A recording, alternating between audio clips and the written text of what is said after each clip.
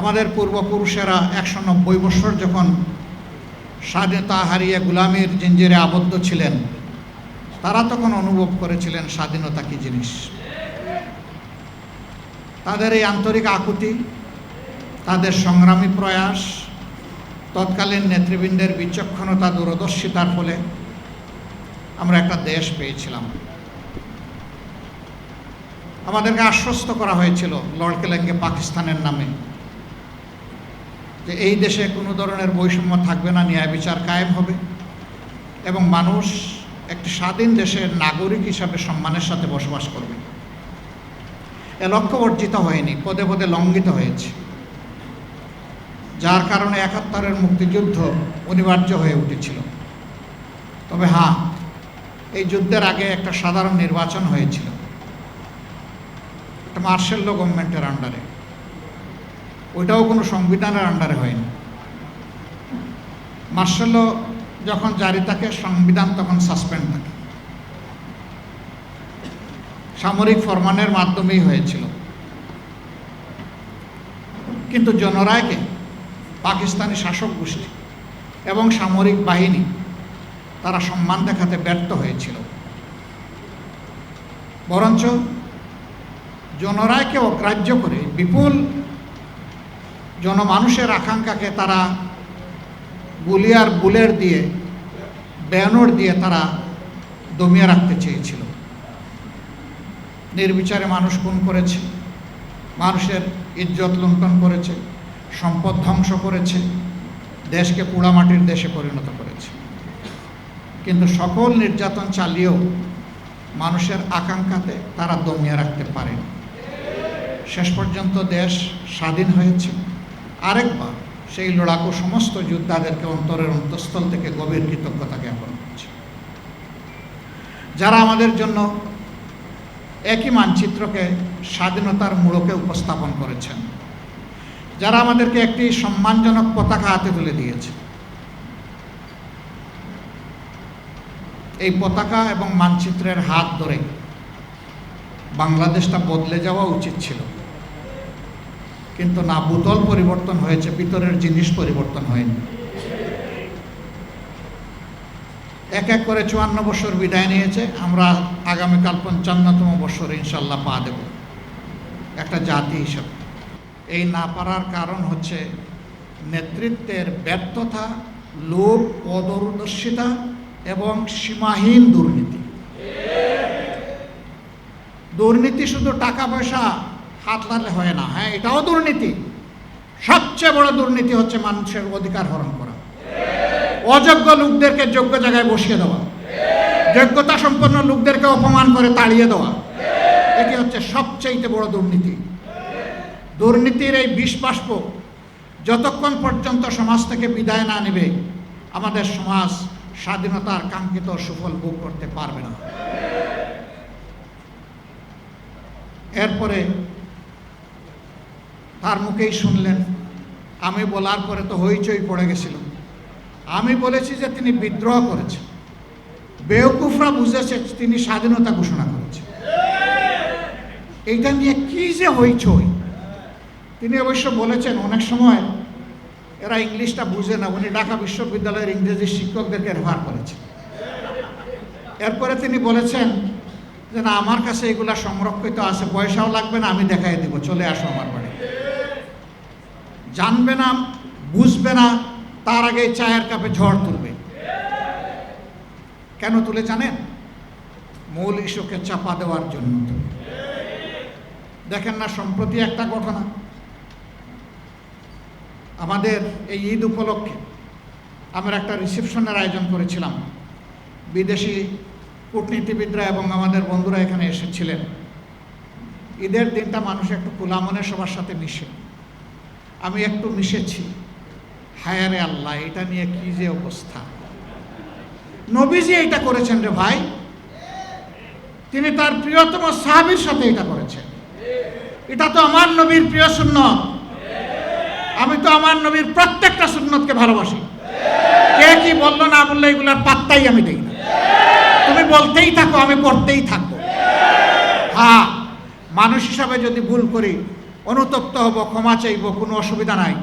কিন্তু আমার শুদ্ধ কাজটাকে ভুল হিসাবে চালিয়ে দিবা আর মনে করবা নিজেই শুধু জ্ঞানী, আর সবাই চোখ বন্ধ করে অথবা উট পাখির মতো ঠোঁট বালিতে ডুবকে বসে আছে, এটা মনে করবা না। দুনিয়া এখন বড় চালাক। তুমি যে রাস্তা দিয়ে হাঁটো ওই রাস্তা অবজার্ভ করার জন্য তোমার রাস্তায় শত সার্চ লাইট বসে আছে। আমাকে একদিন একজন বিখ্যাত সাংবাদিক জিজ্ঞেস করলেন যে আপনাদের নিয়ে এত নাড়াচাড়া করে কেন? আমি বললাম খুব ভালোবাসে তো এই জন্য কসলায়। আমাদের ভালো কথাটাকে টুইস্ট করে অন্যভাবে উপস্থাপন করে। একটা কথা এক লাইনে সব বলা যায় না, হয়তো 3টা লাইন বললাম, ওর পছন্দ হয়েছে আমাকে ঘায়েল করার জন্য একটা লাইন পোস্টিং দেবো, ওইটাকেই ফটোকার্ড বানিয়ে ছেড়ে দিল, বাকি 2 লাইনের খবর নাই। ভাই এগুলো তো ভালো জিনিস। আমরা জানি আমাদের সাংবাদিক বন্ধুরা এগুলা করতে চান না, তাদেরকে করানো হয়, করতে বাধ্য করা। এত রক্ত, 71-এর ত্যাগ, 24-এর ত্যাগ, এই সবগুলো তো ম্লান হয়ে যাবে যদি ভালোকে ভালো হিসাবে পুরস্কৃত করা না হয় আর মন্দকে যদি দমন করা না হয়। আমরা কি দেখছি? আমরা দেখছি পরিবর্তিত বাংলাদেশ। শাসন ক্ষেত্রে শাসক বদলেছে কিন্তু শোষণের ধারা বদলায়নি। ইতিমধ্যে যে সমস্ত লক্ষণ ফুটে উঠেছে আপনারা সবাই পরিষ্কার। সর্বশেষ যেটা পেরেক মারা হচ্ছে, একটা গণতান্ত্রিক ধারা চালু হোক, এই জন্যে এই নির্বাচনের ফলাফল নিয়ে আমাদের অনেক কষ্ট আছে। সব কষ্ট চেপে আমরা বলেছি আমাদের দেশটা গণতান্ত্রিক ট্রেন হিসাবে রেল লাইনের উপরে উঠুক, চলুক, সামনের দিকে চলুক, আস্তে আস্তে ঠিক হয়ে যাবে। তো উঠায় দিলাম। এই উঠায় দেওয়ার পরে এখানে প্রশাসক, ওখানে প্রশাসক, ওখানে প্রশাসক, এটা কি? এটা তো সংবিধান বিরোধী। পরিষ্কার আপনি সংবিধানের কথা বলতেছেন, ওই সংবিধানেই তো লেখা আছে স্থানীয় সরকারের সকল স্থলে একমাত্র নির্বাচিত প্রতিনিধিরাই তারা দায়িত্ব পালন করবেন। তো এদেরকে কে নির্বাচন করবে? এরা দলীয় আনুগত্যের ভিত্তিতে বিভিন্ন জায়গায় লোকদেরকে বসিয়ে দেওয়া হচ্ছে, জাতির গাড়ে চাপিয়ে দেওয়া হচ্ছে। আমরা এগুলো মানি না। আপনি সংবিধানের এক অংশ মানবেন, আর এক অংশ মানেন না, ভারী মজা। একটা অর্ডারের ভিত্তিতে 2টা ভোট একই দিনে হয়েছে। আপনি গোশত মানেন কিন্তু জুল খাইতে রাজি না। একই তরকারি একই বাসনে পাকানো হয়েছে, গোশতটা খেয়ে নিলেন, বলতেছেন জুলটা হারাম। তো ওই গোশত তো জুলের ভিতরে পাকানো হয়েছে, তাহলে এই গোশত হালাল হয় কিভাবে? ওইটাও হারাম।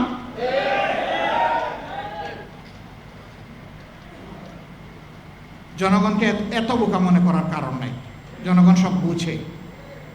হ্যাঁ, আপনারা মানবেন, তবে সহজে মানবেন না, আমরা বুঝতেছি।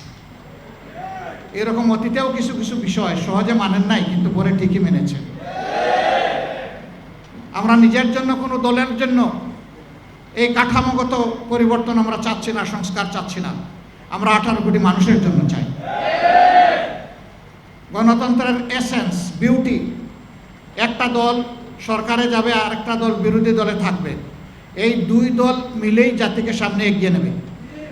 সরকার ভালো করলে সহযোগিতা করবে বিরোধী দল, যদি মন্দ কিছু করে তাহলে লাগাম ধরে টান দেবে। আমাদের নীতি তাই হবে ইনশাআল্লাহ। তাওয়ানু আলাল বিররি ওয়াত তাকওয়া ওয়ালা তাওয়ানু আলাল ইসমি ওয়াল উদওয়ান। এই নীতির বাইরে আমরা যাব না। জাতীয় স্বার্থে কাউকেই আমরা ছাড় দিয়ে কথা বলবো না। 70% মানুষ যারা ভোট দিতে গিয়েছিল তাদের প্রায় 70%, 68%-এর ঊর্ধ্বে তারা সংস্কারের পক্ষে রায় দিয়েছে। এখন একবার ওনারা বলেন যে আমরা অক্ষরে অক্ষরে মানব, আবার বলেন জনগণ না বুঝে রায় দিয়ে দিছে। আরে ভাই, জনগণ বুঝুক না বুঝুক, ভোটের অধিকারটা তার, আপনার না। ওই পাকিস্তান বাহিনী ভোটের অধিকার স্বীকার করে নাই বলে তাদেরকে চড়া মূল্য দিতে হয়েছিল। আজকেও যদি সেই পুরোনো কায়দায় চিন্তা করা হয় জনগণের ভোটকে অস্বীকার করার, অগ্রাহ্য করার, অপমান করার, তাহলে দেশবাসীকে অপমান করার খেসারত গোনার জন্য তৈরি থাকতে হবে। যেই দেশবাসী রক্ত দিয়ে ফ্যাসিবাদ হটানোর রাস্তা চিনে ফেলেছে, এই দেশবাসীকে আর দমানো যাবে না। কি দিয়ে দমাবেন? ফাঁসি, তৈরি আছে। কি দিয়ে দমাবেন? গুলি করবেন, তৈরি আছে। কি দিয়ে দমাবেন? আবার আয়নাঘর কায়েম করবেন, তৈরি আছে। কিন্তু বলে দিচ্ছি, ওই জীবনের বিনিময়ে সব ফাঁসি, এই ধরনের মতলবী বিচার ব্যবস্থা এবং আয়নাঘর সব গুলিয়ে দেওয়া হবে ইনশাআল্লাহ। আর এগুলো কায়েম করতে দেওয়া হবে না। জনগণের অধিকারের সাথে যারাই সিনেমিনি করবে তাদের সাথে আমরা কোনো আপোষ করব না। জাতীয় জীবনে আমরা এখন একটা গুরুত্বপূর্ণ জায়গায় আছি, খুবই জটিল জায়গায় আছি। সম্প্রতি যুদ্ধের কারণে গোটা বিশ্ব অস্থির, অর্থনীতি অনেক দেশের ভঙ্গুর হয়ে পড়েছে। জ্বালানির অভাবে অনেক দেশ খুঁড়িয়ে খুঁড়িয়ে হাঁটছে। অবশ্য আমরা জ্বালানিতে খুবই সমৃদ্ধ, কারণ আমাদের মন্ত্রী মহোদয় বলেছেন কোনো কিছুর আমাদের অভাব নেই। এই অভাব না থাকার কারণেই কয়েক কিলোমিটার একটা পাম্পের সামনে এখন সারি সারি লাইন। তো অভাব নাই তো এত লম্বা লাইন কেন? আজকেও আমি বিভিন্ন ইন্ডাস্ট্রি মালিকদের সাথে কথা বলেছি। আচ্ছা, বুঝলাম গাড়ি চলবে না, না হয় হাঁটলাম। তো ইন্ডাস্ট্রি যদি না চলে তাহলে এই দেশ চলবে কিভাবে? সেই ইন্ডাস্ট্রির চাকা ঘুরতে হলেও তো আমার জ্বালানি লাগবে। এ পরিস্থিতি সৃষ্টি হওয়ার সাথে সাথে বলেছিলাম বিকল্প সন্ধান করুন। আজকে বলবো সংকীর্ণতা থেকে বের হয়ে আসুন। এটা সরকারের একার সমস্যা নয়, এটি 18 কোটি মানুষের সমস্যা। এটা শুধু বাংলাদেশের সমস্যা নয়, এটা গ্লোবাল প্রবলেম। এই ধরনের জাতীয় সমস্যায় খোলা মনে সবাইকে নিয়ে বসেন। আমরা প্রস্তুত সব দিক থেকে সহযোগিতা করতে, যতটুকু সম্ভব। আজকেও কয়েকটা দেশের প্রতিনিধিদের সাথে কথা বলেছি যে তারা এই পরিস্থিতিতে আমাদেরকে কি সহযোগিতা করতে পারে। তারা বলেছে আমরা সাধ্যমতো বন্ধু দেশকে সহযোগিতা করার জন্য প্রস্তুত আছি। আমরা যদি এই সরকারের ব্যর্থতা চাইতাম তাহলে আমরা রাস্তায় এখন নেমে আগুন জ্বালানো শুরু করতাম। আমরা তো সরকারের সফলতা চাই, কিন্তু সরকারই যদি উল্টা পথে হাঁটে আমাদের তো করার কিছু নাই। সরকারকে সঠিক পথে হাঁটতে হবে। মানুষের আকাঙ্ক্ষাকে সম্মান করুন। একবারে আগামী 29 তারিখ আবার অধিবেশন বসছে। আমাদেরকে নোটিশ দেওয়ার কথা বলা হয়েছে সংস্কার বিষয়ে আলোচনার জন্য। আমরা সুযোগ দিয়ে বলতে চাই, নোটিশের অপেক্ষা না করে অধিবেশন বসার সাথে সাথে ঘোষণা দিন যে আমরা তা আপাদমস্তক যেভাবে সাইন করেছি ওইভাবে বাস্তবায়ন করব। আসুন এখন বাস্তবায়ন প্রক্রিয়া নিয়ে আমরা আলোচনা করি সংসদে। আমরা প্রস্তুত, খোলা মন নিয়ে প্রস্তুত, কিন্তু এইটা নিয়ে যে কোনো ধরনের কালক্ষেপণ, টালবাহানা আমরা মানব না। যদি সংসদে তার সমাধান হয় আলহামদুলিল্লাহ, না হয় এই রাজপথ আমাদের পরিচিত। আমরা প্রথমে এই রাজপথ চাই না। আমরা চাই সকল কর্মকাণ্ডের কেন্দ্রবিন্দু হোক সংসদীয় গণতন্ত্রে মহান জাতীয় সংসদ। সম্মানিত ভাইয়েরা, কেউ কেউ বলেন 72-এর সংবিধান পরিবর্তন করা যাবে না। আমি জিজ্ঞেস করি, 72-এর সংবিধান শেখ মুজিব কি রক্ষা করেছিলেন? 72-এর সংবিধানে কি বাকশাল ছিল? 72-এর সংবিধানে কি বহুদলীয় গণতন্ত্র নিষিদ্ধ ছিল? যে শেখ মুজিব নিজেই 72-এর সংবিধানকে জায়গায় রাখলেন না, আপনি নতুন প্রেমিক কোত্থেকে আসলেন? জিয়াউর রহমান সাহেবকে এই সংবিধান পরিবর্তন করেন নাই? মরহুম নেতা এম.কে. আনোয়ার এই জাতীয় প্রেস ক্লাবের এই হলে বসে তিনি একটা আলোচনার সময় বলেন নাই যে জনগণের সরকার কায়েম হলে এই সংবিধানকে আমরা ছুঁড়ে ডাস্টবিনে ফেলে দেব? তিনি এইরকমই বলেছিলেন অঙ্গভঙ্গি করে। মরহুমা সাবেক প্রধানমন্ত্রী বিএনপি চেয়ারপারসন বেগম খালেদা জিয়া কি বলেন নাই যে জনগণের সরকার কায়েম হলে এই সংবিধান থাকবে না? তাহলে আপনারা কি তাদের চাইতে বেশি 72 সংবিধান প্রেমিক হয়ে গেলেন? এই সমস্ত জিনিস ভালো না, ভালো লক্ষণ না। জনগণকে মেহেরবানি করে ভুল বুঝবেন না, ভুল বুঝানোর চেষ্টা করবেন না। জনগণের আকাঙ্ক্ষা বোঝার চেষ্টা করুন, দেয়ালে একটু কান চাপেন, শুনবেন এদেশের জনগণ কি চায়। যদি এই সংস্কারকে মেনে না নেওয়া হয় তাহলে মিনিমাম 1400 শহীদ যারা হয়েছে তাদেরকে অপমান করা হবে, হাদিদেরকে অপমান করা হবে, আবরার ফাহাদকে অপমান করা হবে, ফেলানির ঝুলন্ত লাশের সাথে অপমান করা হবে। এ কাজ করতে যাবেন না। বেঁচে থাকা জিন্দা শহীদ জুলাই যোদ্ধারা তারা এটা মেনে নেবে না। জুলাই যুদ্ধে 100 নয়, 200 নয়, 1000 নয়, 10,000 নয়, 1 লাখ নয়, 2 লাখ নয়, জুলাই যুদ্ধ ছিল কোটি কোটি। এ মানুষের বিরুদ্ধে অবস্থান নেবেন না। মেহেরবানি করে জন আকাঙ্ক্ষার প্রতি সম্মান করুন। আজকের এই মহান দিবসের আলোচনায় সবাই আমি বুক ভরে সরকারকে সেই আহ্বান জানাতে চাই। আর জাতীয় জীবনে যে কঠিন সময় এসেছে, খোলা মন নিয়ে উদারতা দেখিয়ে আমাদেরকে ডেপুটি স্পিকার দেওয়ার দরকার নাই। উদারতা দেখিয়ে জাতীয় সমস্যা সমাধানে এক জায়গায় একসাথে বসে। এটা সংসদের ভিতরে হবে না, কারণ সংসদের ভিতরে সকল দল প্রবেশ করে নাই। এদেশে যারা অন্যান্য দল আছে তাদের অবদান আছে এই দেশের জন্য, মুক্তিযুদ্ধে আছে, 24-এ আছে। এই তাদের সবাইকে নিয়ে বসে কথা শুনেন, ডিসিশন তো আপনারাই নেবেন। অন্তত খোলা মনে পরামর্শগুলো শুনেন, কে কি বলতে চায়। আমি আশা করি জাতি উপকৃত হবে এবং আপনারাও দিশা পাবেন ইনশাআল্লাহ। সেই পারস্পরিক হিংসা হানাহানির রাজনীতি বন্ধ হোক।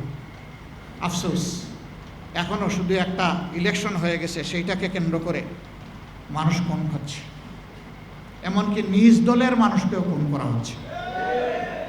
তাহলে ফেসিবাদ বিদায় নিল কোথায়? ফেসিবাদ এতদিন আত্মগোপন করে গর্তের মধ্যে ছিল, এখন আবার মাথা তুলতে শুরু করেছে। দেশবাসীকে বলবো, এই ফেসিবাদ নূতন করে কেউ যদি কায়েম করতে চায়, ইনশাআল্লাহ সবগুলো হাত একত্রিত করে আমরা রুখে দেবো ইনশাআল্লাহ। রুখে দেওয়ার জন্য তৈরি থাকতে হবে। আল্লাহ রাব্বুল আলামিন প্রিয় দেশকে হেফাজত করুন, আমাদের স্বাধীনতাকে আল্লাহ অক্ষুণ্ণ রাখুন, আমাদের বীরদেরকে, সকল পর্যায়ের বীরদেরকে আল্লাহ সীমাহীন মর্যাদা দান করুন।